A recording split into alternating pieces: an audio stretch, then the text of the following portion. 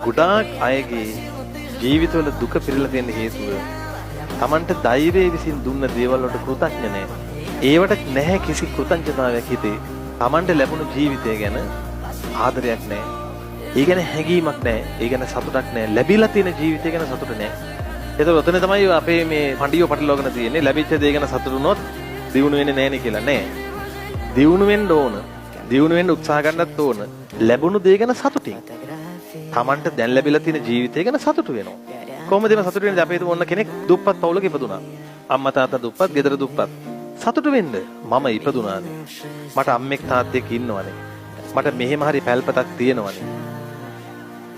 එහෙනම් මම අනාගතේ මගේ අම්මා තාත්තව ලොකු ගෙදරක තියනවා.